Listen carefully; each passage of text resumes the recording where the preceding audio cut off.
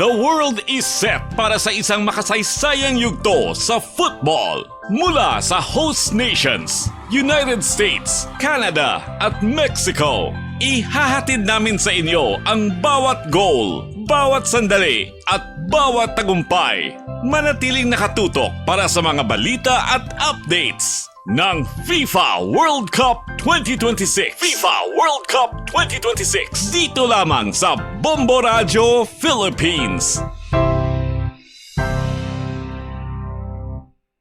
Nakabawi ng Espanya kag nabulsa ang ilauna nga kadalagan sa FIFA World Cup 2026 pagi sa pagluto sa Saudi Arabia 4-0. Tatlo sa ilang goals ang na-record sa unang 24 nga minutos pa lamang sa hampang sa Group H.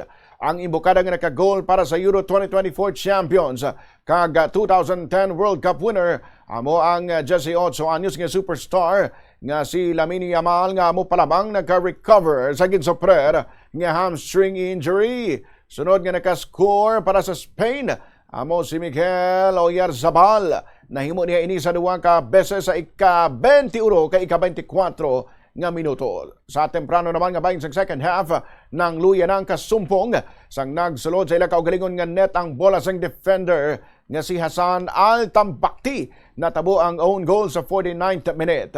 Matandaan nga antes ini nga match up sa Energia Stadium sa Houston, Texas. Nagtakop sa 0-0 draw ang hampang sang Espanya batok sa debutant nga Cabo Verde. Nagatubangay naman sa Group H gihapon ang Cabo Verde kag ang former world champion nga Uruguay yung pisalas sa subong nga aga oras sa Pilipinas. Sa pihag nga bahin nagresulta naman sa scoreless draw ang hampang sa Belgium kag Iran sa Group G sa Kansas City, USA. Sa ika-68 nga minutos ang hampang, nangina 10 na lang ang players ng Belgium bangod sa red card kay Nathan Nguyen kasunod sang foul kay Medita Rimi sang Iran. Patandaan nga 2-2 draw man ang imbokada ng hampang sang Iran batok sa New Zealand at tubangon nila ang Egypt sa Hunyo 27 kag ginahanglan dag-on antes makaabante sa knockout stage. Ina nang ikapitong pagtapak sa Iran sa FIFA World Cup. At yan ang FIFA World Cup 2026 updates.